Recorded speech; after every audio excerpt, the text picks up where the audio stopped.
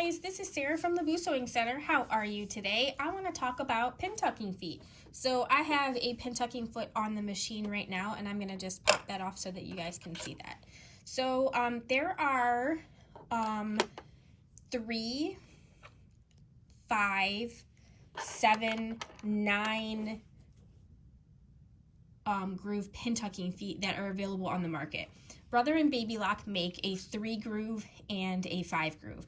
And when we talk about the grooves on the feet, what we're talking about are the little indents that you can see. So when you're looking at this, so 1, 2, 3, 4, 5, and 1, 2, 3. So that's what is different between these 2 feet. So how many grooves are underneath it? All Pintuck feet work the same. Essentially, you use the grooves so that you can do evenly spaced pintucks. All right, so that's all the grooves allow you to do is evenly spaced pintucks. What is actually tucking the fabric is your twin needle. So I have a twin needle on here. They make a plethora of different twin needle sizes on the market. So the one that I have in here now is this one. So this is the 2.0/80. And I also have a 4.0/90. So this one is a little bit too big to use with like a 5, a 7, a 9 groove pintuck foot. But it would make a decent pintuck for the 3 groove ones if you wanted to use that. So what I'm going to do right now is I'm going to place the foot on the machine.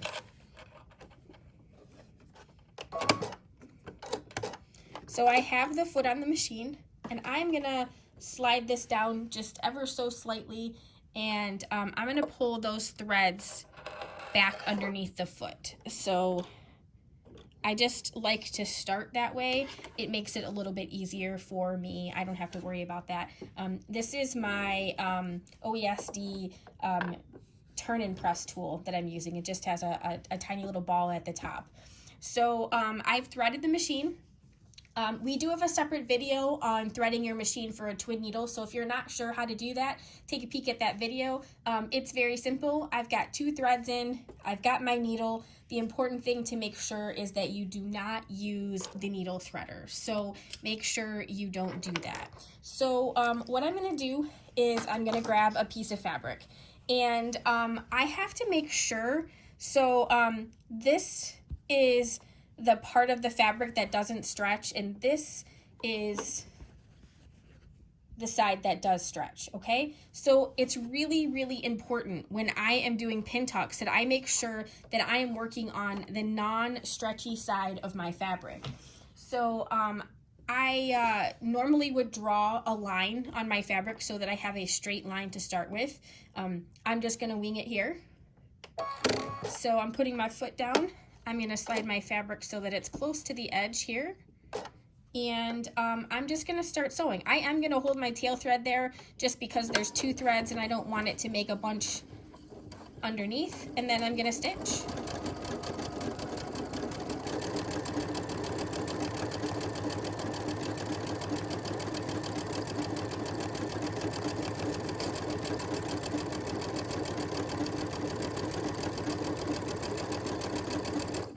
Now it's totally safe for me to use my thread cutter, so I'm going to cut my tail threads there, and here you go. So I have made a pintuck, and you can see how raised that pintuck is. All right, so I'm going to do just a couple of stitches over on the side here. This is the opposite grain of fabric, so I'm going to start stitching. I just want you to see how the grain of the fabric makes such a difference in how your pintucks actually come out. I'm not sure I understand.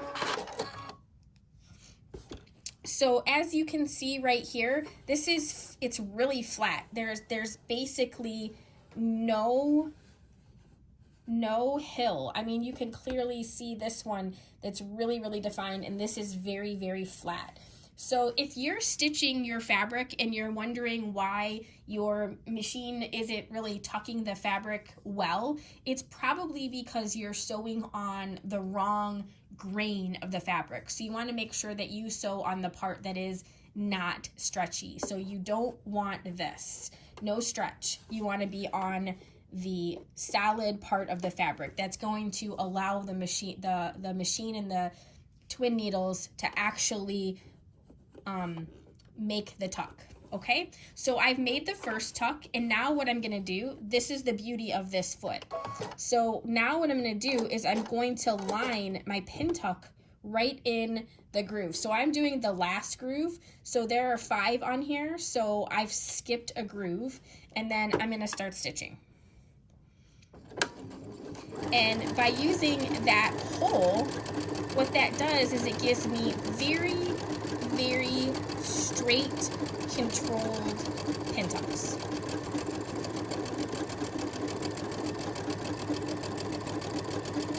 And for whatever reason, the odd numbers. So when you're working on a project with Pintucks, doing like 3 or 5 or 7 always looks more visually appealing than working with 2 or 4. And so again, I've got that pin tuck right in the very leftmost tuck, and then I'm just stitching.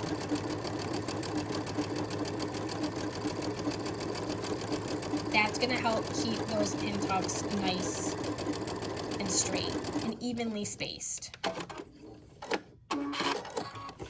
So you can see they're nicely spaced. So even though I didn't make a single mark on my fabric, my first line and then my 2 lines preceding are evenly spaced. And that's because I used the grooves on the foot as my guide. Now, if you would like a more pronounced pin tuck, you can do corded pin tucks. So I have just some like couching yarn here, and I just want to make sure that it sort of slides underneath this foot, and I'm just going to slide it underneath my fabric. So I'm not doing anything special. There's really nothing to catch it to. But I am going to put my foot down here just for a second so that I can see where this pin tuck is, because I'm gonna do another row of pin tucks, and I'm gonna do this row as a corded pin tuck. So I'm just gonna slide this over and get that in line, and so I can feel my little cord underneath, and I'm just lining it up with this little hole right here. I'm gonna slide my fabric up a little more. All right, so I have my yarn underneath. All right, and I have my foot lined up with the left pin. So there you go, you can see there's the pin tuck. All right, and you can't really see the cording underneath here, but there is some cording underneath there. And then I'm just gonna take some stitches.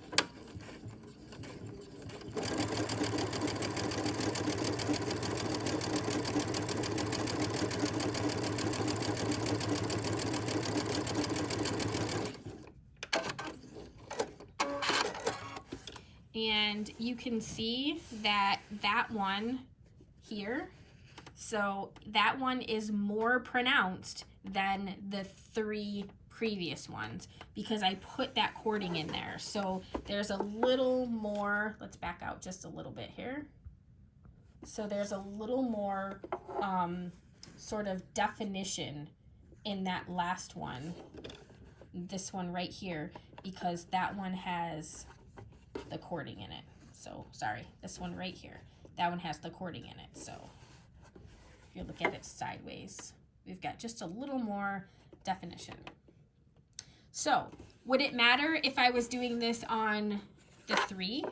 No, it wouldn't, but I probably would want a slightly bigger needle.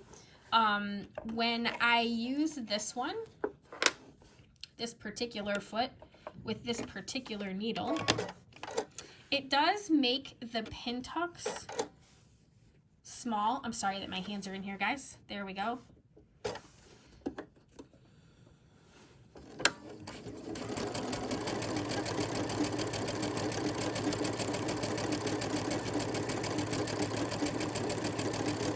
So here's my first one.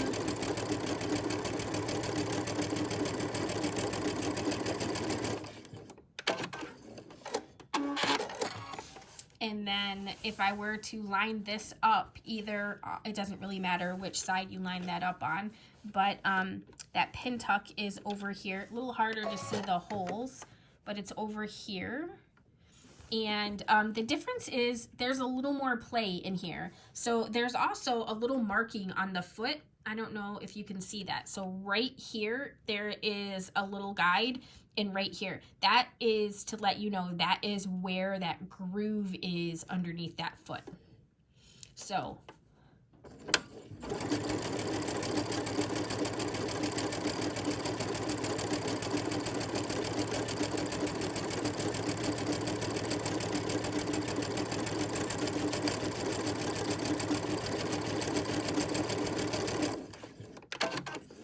and you can see this time I used the groove on the opposite side, and my little Pintucks are slightly differently. They are spaced differently because the Pintucks underneath are a greater distance. So that's the gist of Pintucks. That's the gist of corded Pintucks. A corded Pintuck just has cording underneath it. I'll flip this over so that you can see what it looks like on the bottom. We have one bobbin, right? And then we have, it's kind of going between the two needles. So it looks like, I don't know, maybe like a railroad track. But that's what your bobbin looks like. You can see there was the cording. So it was just smushed in underneath that. And then there was the 3. So the 5 and the 3. So that is pintucking, guys. Not too terribly much involved with that. If you're struggling with your Pintucks, it's probably because of the grain of the fabric. So do some experiments, give that a little whirl. There are also different types of twin needles. So I'm using a universal. There are embroidery and leather, and I think there's metallic and knit. So there are different types of twin needles. Using a twin needle does not mean you have to use a Pintuck foot. That's just how you happen to use the Pintuck foot. That's how the machine makes the tucks, is with the twin needle, and then to evenly space them out, we use the Pintucking feet. That is just so much easier than drawing a bunch of lines. So I hope this was helpful. I will see you again. Bye.